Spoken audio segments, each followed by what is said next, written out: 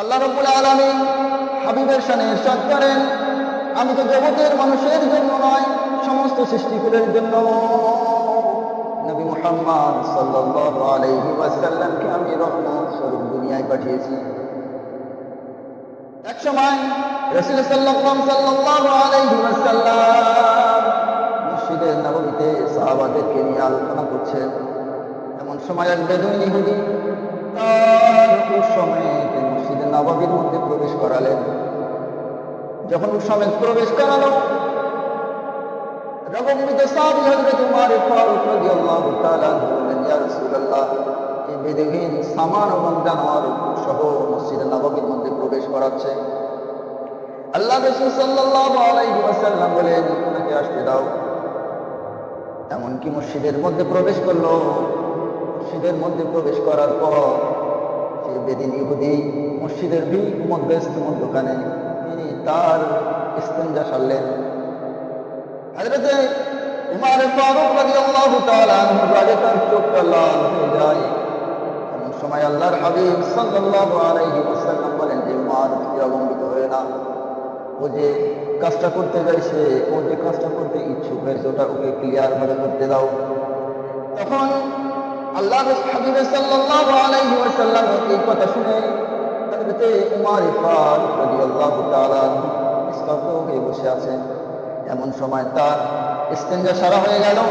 ইস্তেঞ্জা সারার পরে আল্লাহ রাসূল সাল্লাল্লাহু আলাইহি ওয়াসাল্লাম সেই বেদুইনকে ডাকলেন। বললেন, বেদুইন, যদি কোনো এক মুসলমান তোমাদের ইবাদতগাহ অর্থাৎ তোমাদের গির্জায়, তোমাদের মন্দিরে যদি এমন এক ব্যক্তি গিয়ে যদি শৌচাগারের ব্যবস্থা বা ইস্তেঞ্জা যদি করত, তাহলে তোমার মনে কেমন ফিল হতো?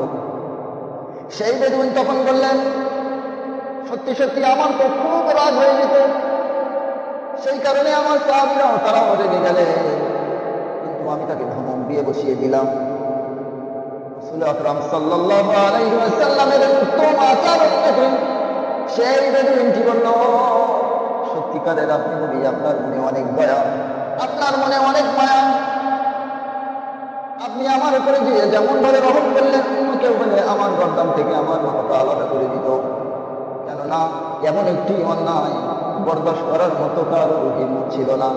কিন্তু রাসূল আকরাম সাল্লাল্লাহু আলাইহি ওয়াসাল্লাম আম্বিয়াদের মধ্যে শ্রেষ্ঠ, তিনি তো দয়ার সাগর। নবী পাক সাল্লাল্লাহু আলাইহি ওয়াসাল্লামের শানে আল্লাহ রাব্বুল আলামিন তো নিজেই তো কোরআনে ইরশাদ করেন, ওয়া মা আরসালনাকা ইল্লা রাহমাতাল লিল আলামিন। সঙ্গে সঙ্গে সেই বেদুইন কি করলেন, ইয়া রাসূলুল্লাহ সাল্লাল্লাহু আলাইহি ওয়াসাল্লাম, আপনার উত্তম আদর্শ দেখে আমি মুগ্ধ হয়ে গেলাম। ইয়া রাসূলুল্লাহ, আপনার হাতটা বাড়িয়ে দিন, আমি ঈমানের কালেমা পড়তে চাই। যে ধর্মের মধ্যে এত সুন্দর সিস্টেম, যে ধর্মের মধ্যে এত সুন্দর আন্তরিকতা, যে ধর্মের মধ্যে এত মহব্বত, আমি সেই ধর্ম আমি গ্রহণ করতে চাই। ইয়া রাসূলুল্লাহ, আমাকে তুমি কালেমা পড়িয়ে দাও, আমি চিরতরে মুসলমান হয়ে যেতে চাই এবং মুসলমানদের জন্য জান্নাত নিয়ামত আল্লাহ রাব্বুল আলামিন তোমার মানকত কোরআনুল কারীমের মধ্যে ইরশাদ করেছেন, সেগুলো আমি ভোগ করতে চাই। ইয়া রাসূলুল্লাহ, আমাকে তুমি কালেমা পড়িয়ে দাও, মুসলমান হয়ে যাব।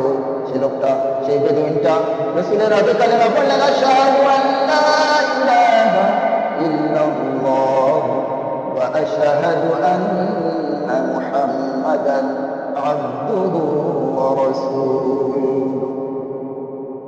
আমরা প্রত্যেকেই এই সময়, যা আমরা অনেকেই অনেক জায়গায় দেখে থাকি বিশ্ব নবী দিবস, কিন্তু আসলে না, নবীর জন্ম মৃত্যু দিবস পালন করা যায় না। যেমন একটি সাধারণ মানুষের জন্য যদি সে তার জীবনে যদি জন্ম দিবস পালন করে, শরীয়ত তাকে নিষিদ্ধ করেছে, কিন্তু কেমন ভাবে সরকারে দু আলম, সরকারের নবী মুহাম্মদ মুস্তাফা সাল্লাল্লাহু আলাইহি ওয়াসাল্লামের জন্ম দিবস আমরা কেমন ভাবে পালন করব?